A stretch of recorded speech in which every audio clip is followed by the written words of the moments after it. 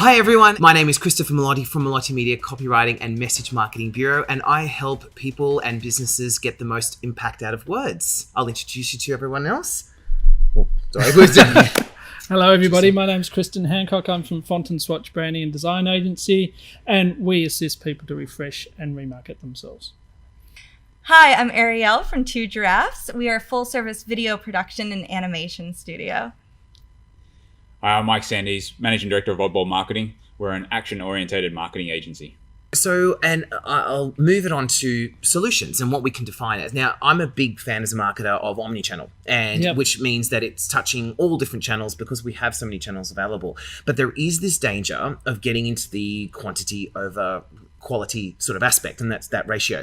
So let's take this conversation into what people can be more aware of, and like Kristen has touched on it already, but I mean from my perspective in the writing domain, what I find is that because everyone can write, we get into this thing where people go, oh, I'll just give it a go, and that's perfectly fine. I encourage people to, but it often takes someone external to say, wait a minute, like Arielle was saying, it's, you know, who's the audience? What are we trying to do here? That's where you start to uncover the quality. And it's not just content for content's sake. It's all about bringing it together and making sure that it's all hitting a strategy. So from the writing perspective, the way my suggestions and tips would be is to, you know, rethink everything and look at it and answer the question, does this fit in with my strategy? Is this part of my marketing campaign? Does this have a purpose? And what am I going to get out of that? That's what I would do as sort of tick boxes to check its quality content. Kristen, would you like to weigh in about how? Yeah, look, absolutely. And following on from that, we probably start a step earlier than you, Chris, in terms of from a branding perspective, we ask a number of questions. Are you on brand from your colours and fonts? Because particularly within digital media, we see a lot of people introduce a whole new colour palette, or they'll go on and all of a sudden they've decided that they're a designer and they're just going to introduce random fonts. And people don't realise, but once again, comes back to that subconscious. If you see a different font associated with a brand, it then causes that lack of trust because it's lack of consistency. Kristen redid my brand recently, and that really opened my eyes to.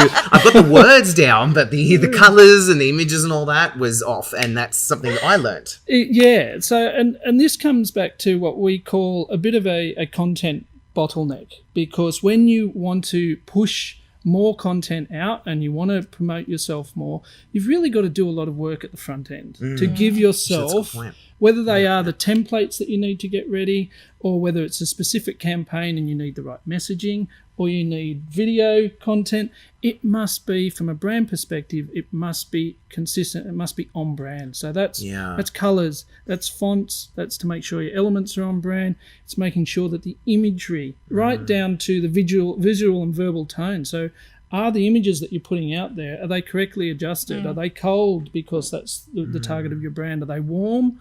Are they colour tinted? Yeah. So this is all getting each and one of those aspects. You'll recall, Chris, we worked on a medical brand. Yes, I was just about to say.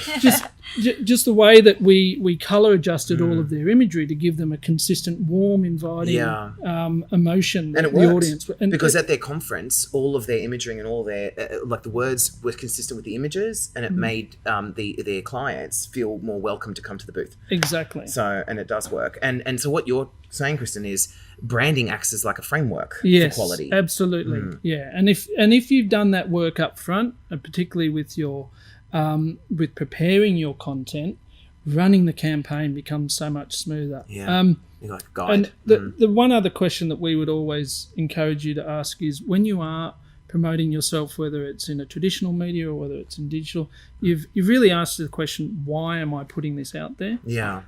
Because if you don't understand the why you're putting it out there, then get your finger off the button. Yeah. And actually, that's a really good point. The why question. Really peel back and say, right, okay, if I don't understand why I'm putting out there, how can my audience? Yeah. And then if I can't see the consistency of what I'm putting out there, then how can I expect an audience to do that? So that's very true. The other big thing too with when you do the branding right and the content and video and stuff is that you then create real marketing assets that you can work with, that you can continue to use. So whether you use it today or it's out there and people see it today, tomorrow, a week, a month, a year, it doesn't matter. It's fine. And it's still used to help promote your business. Whereas if you've got poor quality stuff, it's out there. Within the week, you're kind of thinking, well, should I? Regrets. Maybe get rid of Content that. regret. Let's make that go. Content regret. But that's what I love about what you do with video now, Ariel, and in that a properly thought through, a properly sort of like a video that's properly scripted, Chris, and then properly produced. It's not just one campaign that is being used for. You've got so much opportunity with it now. It's an investment. Yeah, and that's actually what we talk to with clients all the time, because sometimes they don't want to push the button on a video until they have a very particular campaign. They say, let's get on it, let's go, let's do this, right? When you actually get to step back and you think of the strategy for the year or even for the next quarter, when you sit down and bring out that quality video production and get the right crew, you can actually create content that can be utilized for multiple different videos later on. Yeah. So when you step back and focus on that strategy, you can actually get that quality content and even more of it. But one of the things I want to touch on with quality, when you discuss the omnichannel, is the importance of just because you have that content, not pushing it on everything. Because every platform has a completely different audience. And you might have audiences on all those different platforms, but they want to be spoken to in the manner of the platform they're on. They don't want your long LinkedIn video in I agree.